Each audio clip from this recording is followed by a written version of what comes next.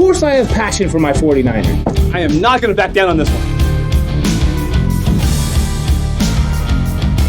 Sometimes I go extra hard just to prove my point. No, you don't get to have it both ways.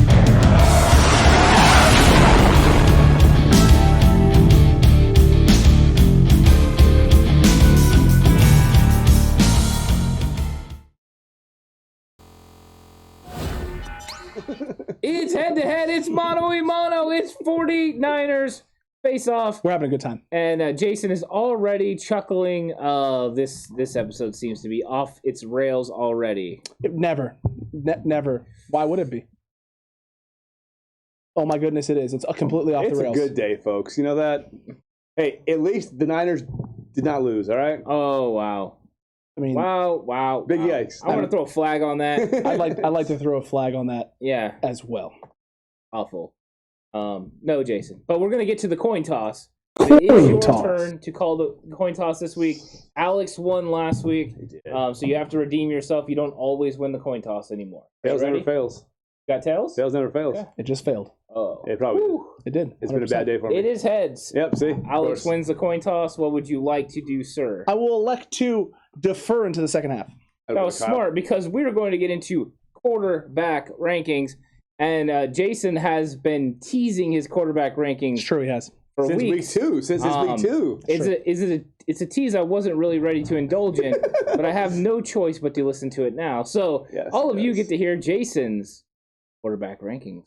All right, so ladies and gentlemen, I don't rank them 1, 2, 3, 4, 5. I put them in tiers. Okay. Ooh. So my tier ones, which are they have multiple elite talent skills. So is that the top of the list or the bottom of the list? This is the cream of the crop. These are the best of the best in the world at what they do. All right. Like I said, multiple elite skill sets, could be tangible or intangibles as well. Mm-hmm. All right, so let's start off with Patrick Mahomes. Obviously, that goes without saying. Aaron Rodgers, same thing. Russell Wilson, much as I hate the Seahawks, he's a tier 1 quarterback. Not close. Josh Allen, tier 1 as well. Can make all the throws. Huge, 6'5", 240, can run. And he's gotten much more accurate over the years. So there's hope for trade, too. Tom Brady, I mean, that speaks for himself. Still a top 2 or 3 quarterback in the league. Still just playing well. And even though he only had 21 starts and yesterday did not go well for him, hands down, Justin Herbert is in that mix, too. Tier 2 is guys who have a lot of talent, have a couple elite style of traits, but maybe they've had some injuries or something. Just need a little more to get up to tier 1. Kyler Murray, you know, he for him, his biggest thing is just stay healthy. Joe Burrow, I love Joe Burrow. He's as Justin Herbert is the naturally most talented QB from that class, but Joe Burrow is literally bringing around one of the most awful franchises in history of the league almost by himself with his will, his swagger, his leadership, all that kind of stuff. And Jamar Chase. And that does help too. It doesn't hurt at all. Lamar Jackson, he's right on the edge of being tier 1 now that his passing continues to improve. Matt Stafford, he's on tier 2 because I need to see him perform at the highest levels in January, which he probably will. Derek Carr, he was kind of the iffy one on for tier 2. He could go either way. And then I have one more for tier 2. He's getting better and better every week. Unfortunately, he plays for a clown franchise with a coach who loves to dance, and that would be Trevor Lawrence. Does he like to dance, or does he like other people to dance on him? Well, okay, so maybe he likes 21-year-olds on him. He's a grinder, man. He likes to grind. Relax and take your time. You know what? He grinds both in the office and on the restaurant bar floor too. Tier 3, Floor. above average quarterbacks, but they need a running game. They need a good old line. They don't lift their franchises. They complement their franchises. That would be Jameis Winston. That would be Ryan Tannehill. Dak Prescott still is in tier 3, folks. But once again, just check his career record when the Cowboys rush 30 times or less. Nope, he's a much better quarterback when they hand the ball off 30 times or more. He's 35-8 when they hand the ball off 30 times or more. He is 8-14 when they hand the ball off less than 30 times. And we have a new in-shape Zeke. The O-line is pretty much healthy. They're rolling now. That would be that tier. Sorry, getting all choked up here. Getting choked up. I was going to say, you said something negative about Dakota Rain. Sorry, Cowboy Nation over there. They're going to be upset, rightfully so. Past their prime, Hall of Fame guys. So we give them respect. Big Ben, Matt Ryan, especially Big Ben obviously should have retired a year ago. Matty Ice can still pop up and have a big game every once in a while, but it doesn't seem like this new offense is maybe ideal for him. Tier 5, game managers that need a lot of help, not necessarily any real elite physical gifts, but with good coaching and a skilled roster can be successful. Jared Goff. If you guys are regular listeners to my show, you know how I feel about Jared Goff. His show. Yeah. Interesting. That's how that happened. How did that happen? Baker Mayfield. If anyone thinks that he is not a tier 5 quarterback, I will show you the tape from last week when the Browns needed to get a couple first downs late in the game to have a chance to win, and they showed zero confidence in him to drop back and make the pass. He is a tier 1 commercial maker. He's a phenomenal commercial maker. If his commercial skills were as good as his actual quarterback skills, he'd be a first ballot Hall of Famer. Let's talk about this love scene. Woo!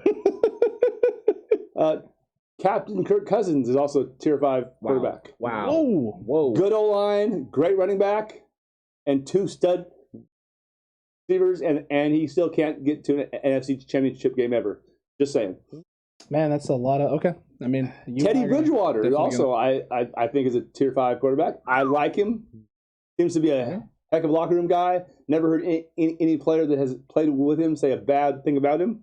But you'll say bad things about him. Absolutely. No, I'll say honest things You about know him. that's right, Ant. I'll say honest things about it's him. honest when you say it. Okay. Got it. See how Tier this works. 6.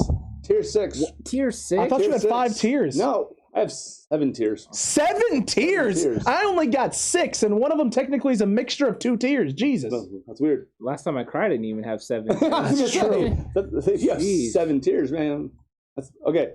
These guys to me have 7 are tiers. placeholders. They've proven that they don't really do much, and it seems like their franchise is just counting the days so they find someone better. Tua Tagovailoa. My Lord. How good could not this year, but they had a chance to pick between Justin Herbert and Tua, and they chose Tua, who does nothing spectacular. Not a good athlete, not overly accurate, not a strong arm, and the only regular starting quarterback in the league not to be voted captain by his teammates. So you like him then? He's a heck of a guy, though. Aloha to you, too. Okay. Fitz Magic. He's hurt and whatever. Daniel Jones. Daniel Jones. Great at running and then falling over all by himself, and he'll usually have a fumble every game. Tyrod Taylor, obviously now he's injured, so Davis Mills is in there. He's nothing special either. And another guy who's been replaced since I made this list would be Andy Dalton. So speaks highly of him as well. My tier 7 are some of the guys that we just talked about who have become the replacers, and these guys who have less than 10 career starts. So I don't have enough to make a firm decision. That would be Mac Jones, Taylor Heineke, Justin Fields, Zach Wilson, and our boy Trey Lance. Okay. All right. That's your list. You're finally done. That took you forever. What tier was Jimmy Garoppolo in again? Tier 3. Okay. So I got 1, 2, 3, 4. I have 5 main tiers, and then I have a tier that is separate, that is kind of intermixed between my last tier and my 5th tier. So here's how this thing starts for me. You have your Hall of Famers. You have your guys right now who are playing in the league that are Hall of Fame talents that, as long as, barring, for some of these guys, barring anything crazy happening, these guys are going to go in the Hall. You have Patrick Mahomes, you have the Josh Allens of the world, Aaron Rodgerses, Tom Brady's, Russell Wilson's. Okay, those are the 5 names. Hall of Famers, guaranteed. Then I have what I call game changers. These are quarterbacks that do things that change the game for your team, whether that's throwing the deep ball, whether that's, throwing underneath the intermediate, whether that's with their legs, extending plays. It doesn't matter what it is. They can change the game on any given throw, sometimes for the worst and sometimes for the best, but that's what makes them game changers, is they can take a bad situation and make it great at times, and sometimes they do a little bit too much, but you'd rather have those types of elite talents than not, more times than not. So these game changers are Matt Stafford, they're Dak Prescott, they're Kyler Murray, they're Lamar Jackson, they're Justin Herbert, and they're Joe Burrow. And those are the game changers. The quarterbacks have in the game changer category. They do different things in a variety of different ways, and like I said, sometimes bad, sometimes great. It's really pick your poison with them. Then I have what I call the semi-elite category.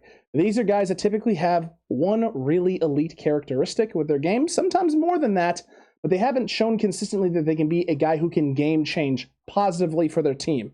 These are guys like Derek Carr, Jameis Winston, Carson Wentz, Trevor Lawrence, so far. Jimmy Garoppolo is in this list, as is Kirk Cousins, Ryan Tannehill. I don't know if I said Derek Carr already, but Derek Carr is in that list as well. Unfortunately. I know. I don't put them in any particular order there, but all of them have something that they do really well. Derek Carr throws a deep ball very, very well. Kirk Cousins throws a pretty solid deep ball at times, and outside of not having a kicker, has put his team in the position to win a lot of football games that just haven't gone his way. He has been fairly clutch. I know there's a lot of people joking about him not being clutch in primetime. He's done a lot of good things for that organization and for that football team, and sometimes it just hasn't gone his way. Ryan Tannehill, another guy who throws a really good deep ball. Jameis Winston, pretty fantastic at extending plays with his feet. Also, got a rocket arm. Like, the guy's got a cannon. He throws a nice ball as well. Jimmy Garoppolo, quick release, extreme IQ and intelligence, understanding and seeing the field. This is a guy who can turn his back to the defense, whip around, and find his guy in space without having seen what the actual coverage is, because he was able to pre-diagnose pre-snap, something that a lot of other guys in this category here don't do a very good job of. Carson Wentz, a guy who, when healthy, can keep plays alive with his feet, has shown that he can make some tight throws in space. He's playing a little bit better the last few weeks, but again, a non-healthy Carson Wentz is at the very bottom of this list, if not into the next category underneath that. And then Trevor Lawrence, who is a guy so far who I have seen semi-elite stuff from, being able to keep plays alive with his feet, making throws downfield, tight window stuff, and not afraid to take some chances. He's definitely a guy that would be in this other category that I call upcomers, which is a branch between the semi-elite category and the starters category. In that upcomers category, I have Justin Fields, Sam Darnold, Zach Wilson, and Jalen Hurts, those 4 quarterbacks. I would say right now that Sam Darnold is the only one that's trending towards the semi-elite category, but he was trending that way, and then his last couple of starts, he's kind of put himself back into this next category I have, which is the starters category. These are guys who are starting quarterbacks in this league. You don't really have a lot of questions about them. You either have a really good pedigree or resume, right, on the table, or they're guys who are young guys coming up who have demonstrated some sort of ability. Again, you can include Justin Fields in that category, Sam Darnold, Zach Wilson, Jalen Hurts, but it's Matt Ryan, Mac Jones, Tua Tagovailoa, Ben Roethlisberger, Daniel Jones, and Baker Mayfield. Those are guys that are starting quarterbacks in this league. Sometimes they play great, sometimes they don't. Matt Ryan has had incredible years. Ben Roethlisberger has had incredible years. They're obviously on the decline right now. That's why they've fallen down this list. Do you not have them as Hall of Famers? Well, not right now. They are no longer that right now. I'm saying, though, in your mind, Both of those guys will be in Canton, though, right? I have a feeling Ben will. I'm not sure if Matt Ryan will. Ooh, interesting. I'm not sure if he will. Ben's got to be. Ben's a lock. Ben, I feel is a lock as well. Matt Ryan, I don't know. I don't know if I'm convinced that Matt Ryan is, but there's definitely an argument to be made for Matt Ryan to be in the Hall of Fame. But he's not. If you ask me, like right now, he is not a Hall of Fame caliber quarterback at this point in time. That's true. No, that's true. And then my last category is the managers, the game managers. These are the guys that you're definitely looking to replace ASAP. You have Jared Goff, Taylor Heineke, Teddy Bridgewater, Davis Mills. Those are the four guys right now that you're looking to find someone else for. I mean, look, it's been radically inconsistent. I think Davis Mills needs time. Davis Mills needs time. He's not there yet. Yep. But yeah, that's my quarterback rankings there. I found it very odd that you gave Dak Prescott such negative reviews there. The numbers, when they run the ball well versus when they don't, are eye-popping. And that's why. Mm-hmm. But do you remember... Well, I'm not even supposed to argue this. No, go ahead. Don't do it. I was just going to say, but last year there was no running game because there was no Dak. True. I think they work together. And there was he helps create the running game. Makes it Zach easier for them. Martin, no Tyron Smith. True. This is my thing with Dak Prescott is he opens up a lot of things for the offense. When they don't have him, you've seen what they've struggled with. I mean, San Francisco was a very similar way last year without Jimmy Garoppolo. Run game suffered. Run game suffered heavily without Jimmy Garoppolo on the field. Last year, Zeke was also Raheem 25 pounds for weight, too. True. Also true. He likes his Funyuns. That's true. I don't blame him. Apparently I don't blame him. He likes a lot I don't blame him at all. things. I don't blame him at all. He was huge. I mean, dude had a gut last year. Like, legitimately had a beer belly. Like, Hey, man, COVID will do that to you. All right, let's throw over to the next topic. Jason, you kick this one off, so it'll be Alex this time. Yes, sir. The trade deadline is easing towards us. Sure. We're getting closer and closer, and we want to know, should the 49ers be buyers or sellers? Would you make a move at the trade deadline? I want to say yes, that we need to make a move, but I don't know who and what it would cost. That's the big problem for me. What position then? That's hard to say. I would think that the position you might want to shore up is the running back room and get yourself some more depth there. Jeff Wilson's back, though. Late November. That's a ways out. You're looking at week 13, potentially 14 of the season before you get Jeff Wilson back, and how ready is he going to be? Yeah, that's what Kyle Shanahan said. He's saying late November. He's saying late November. I am in the belief, but this is just me personally, that early part of November would be the guess. The first, maybe October 31st against the Bears, which is in a couple weeks, or the game shortly after, which I believe is the Cardinals. Correct. But my thing is I'm not sure. Like I just don't know, what other position you could actually go up to shore up. I feel like the cornerback room now is in a better spot than it was. You're going to be getting Dre Greenlaw back, and your defense is going to be pretty solid. You're going to be basically having your entire starting defense except for Jason Verrett. And like you said, I don't know if there's a cornerback out there that you can trade for that's not going to end up costing you a lot in draft capital. Maybe it should be. Maybe. So for me, the only position I can really think of that would help the 49ers right now immediately short term, running back. The running back room, getting a depth, getting a dynamic guy, maybe a speed guy, or even just a bell cow sort of guy who can take some of the pressure off the young guy in Elijah Mitchell, give you some more depth, and allow you to potentially ease Jeff Wilson back into the fold rather than having to throw him out there and expect him to have a big workload early. Would be smart for San Francisco. And I think there's guys out there that you can go out and get, like a Marlon Mack potentially, that's value isn't going to be too much. There's also guys like Tyler Johnson on the New York Jets that I'm a big fan of that I think would fit great in Kyle Shanahan's scheme. He has not fit in well over there in New York, and I figured once you had Saleh and LaFleur going over there running a similar system that Tyler Johnson would flourish. Seems like they're not even looking at him to flourish. I'm not sure. I'm not sure if there's a position, but I would like the Niners to buy. Does it concern you that he's not good enough to play for the Jets, and then he's going to come here in almost the exact same system and be okay? I mean, maybe... Concern me? No, it doesn't concern me because, again, you have a first-time offensive coordinator over there with the Jets. You have an organization that has a lot of holes. O-line is a big problem over there for the Jets. They have a very good young left tackle, but after that, their O-line is... Suspect. Kind of Swiss cheesy. It's suspect. Niners O-line isn't suspect. It definitely has some areas that it can improve upon, but it's not terrible. It's not terrible. I can tell you that. So I'd feel better about that. But again, it all comes down to what is it going to cost you in order to get some of these guys and bring some of these guys in. I would love the Niners to buy. It's definitely not time to sell, though.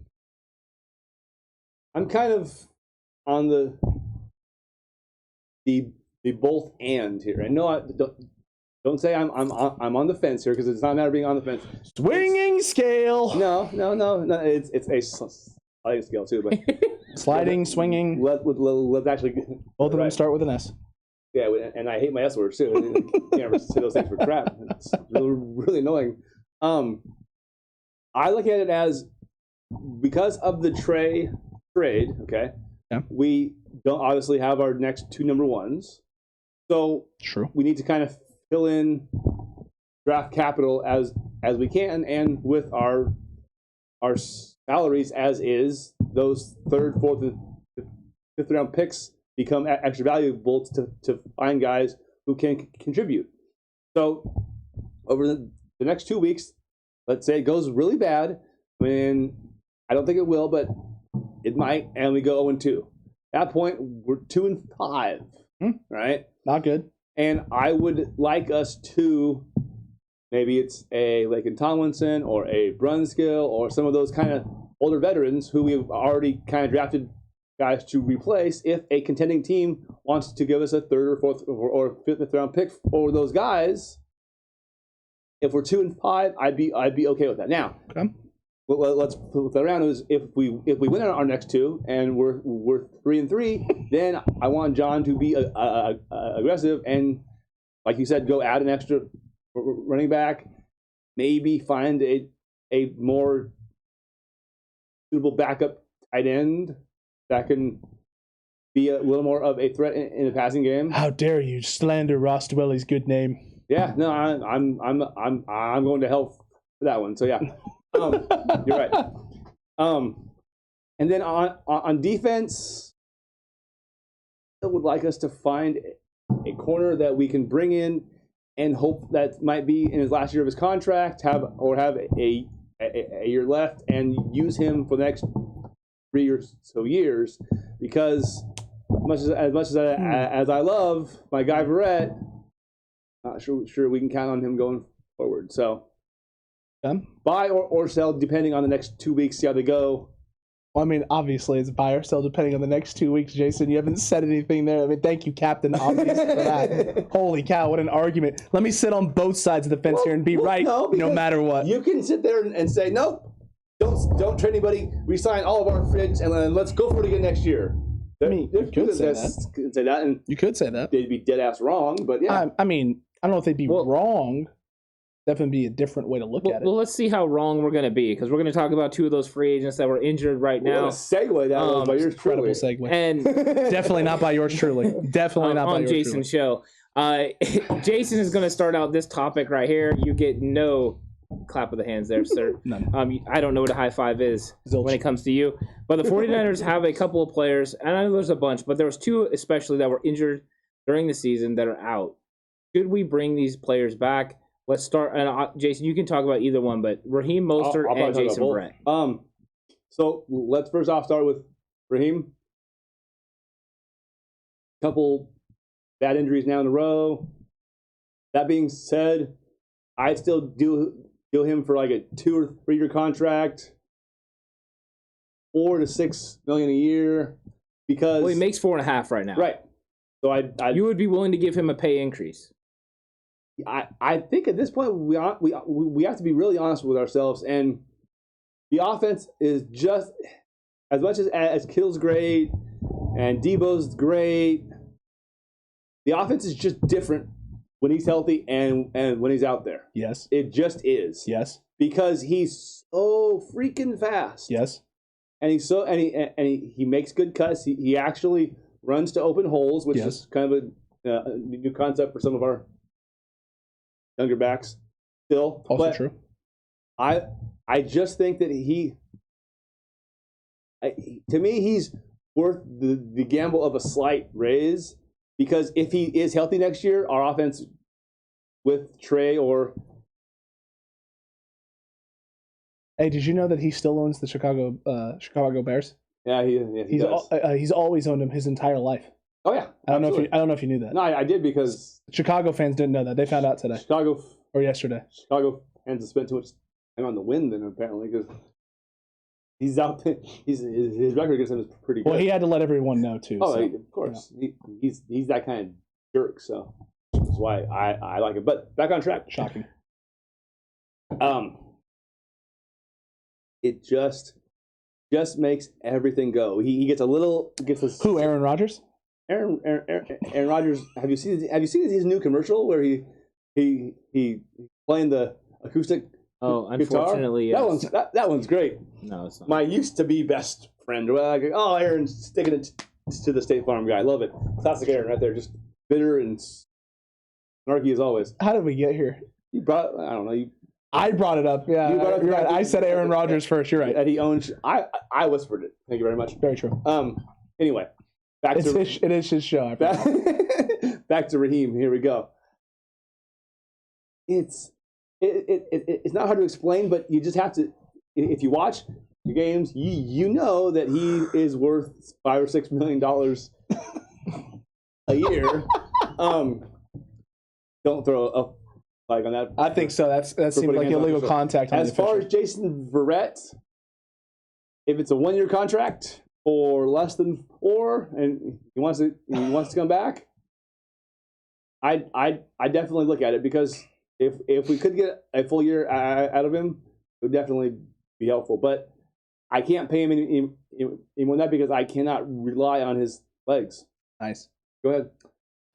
Thank goodness, man. I just got another year older. I'm 32 now. Congratulations. Thank you so By much. the way, happy belated birthday, guy. I greatly appreciate it. You're welcome. Yeah. You technically owe me 2 belated birthdays because of how long you took to get to it. Oh, But look, wow. This is pretty simple for me.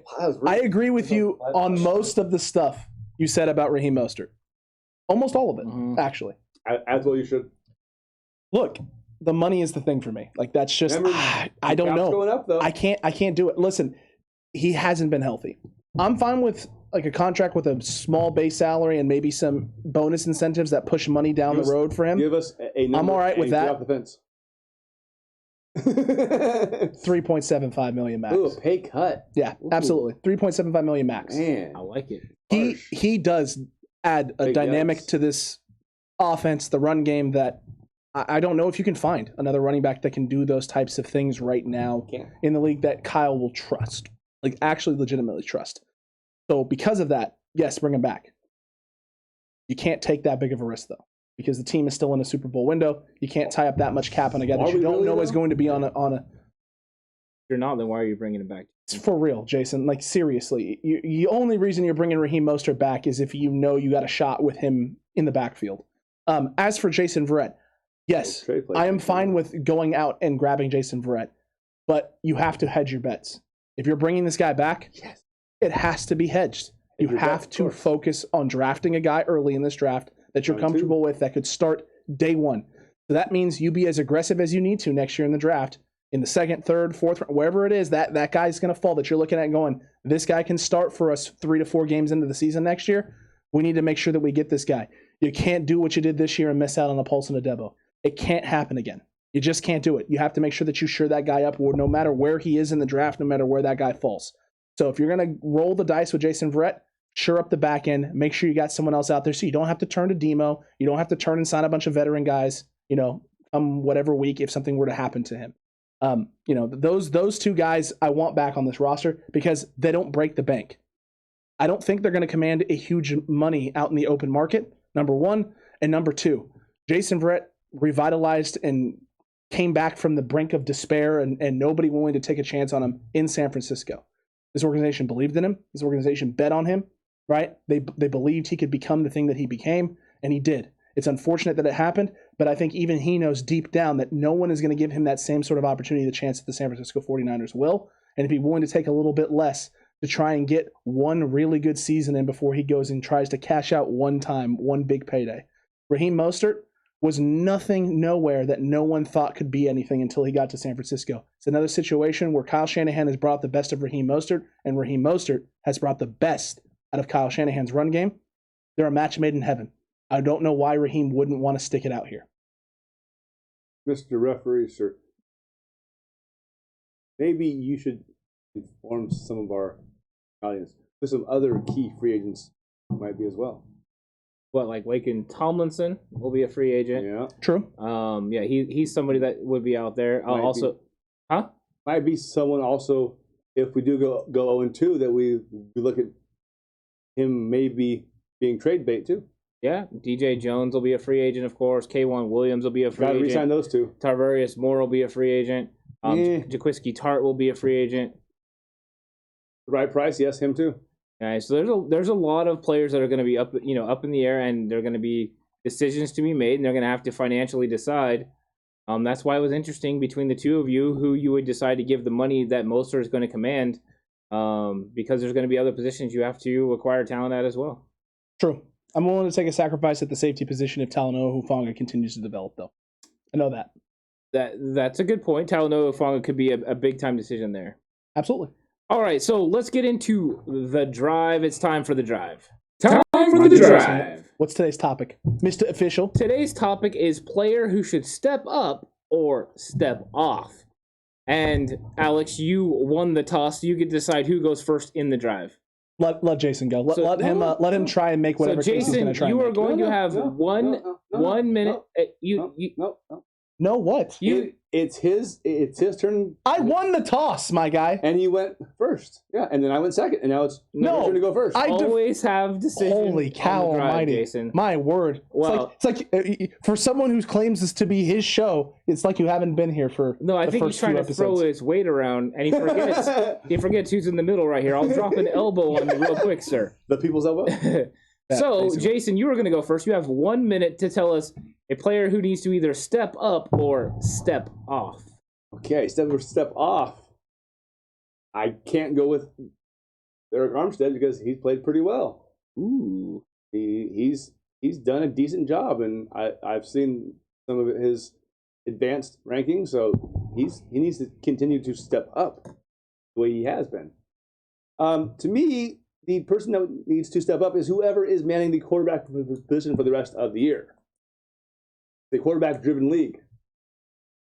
We need someone to be back there to either find open receivers or stay healthy and do his job.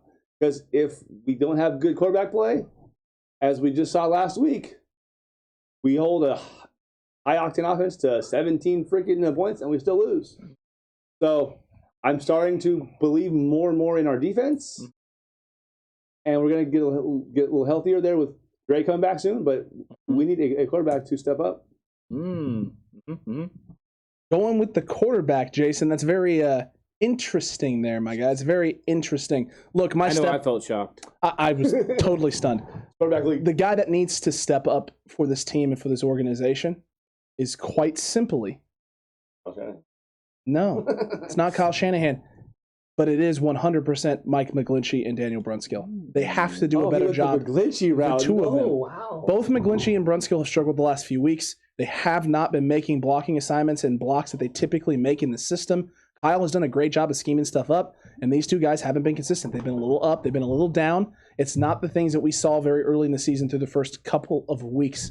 And it's concerning. It's concerning because it takes plays and opportunities and key downs and key situations and makes the job that much harder for the 49ers offense to get going. It's not all on them, but they can definitely step up. One other guy who needs to step up around here is whoever's in charge of Jason Hill's mic, because that thing always ends up in a place that it shouldn't end up. Considering it's Jason's show, he's in control of his own mic. It's funny that you went McGlinchey route, because I was going to go that way, actually. I was thinking about either McGlinchey or a quarterback spot. And so you didn't go McGlinchey route. Now you have to forever hold your peace. No one will ever get to hear your negative thoughts about Mike McGlinchey. It was too obvious. Too obvious, he says. Okay. So that is last week. That is the end of the drive. You get to decide down in the comment section who won the drive. Was it Alex? Was it Jason? Who made the most compelling arguments throughout the show? Did you agree with their rankings? Did you think they absolutely stunk? Did you sometimes shake your head during them? I know I did. I know I did too. That is something that happens. I think everyone has their quarterback, folks. Everyone has their own idea of how these rankings should be. But look it up. If you're really gonna vote for someone that drinks LaCroix, that's another story. But numbers never lie.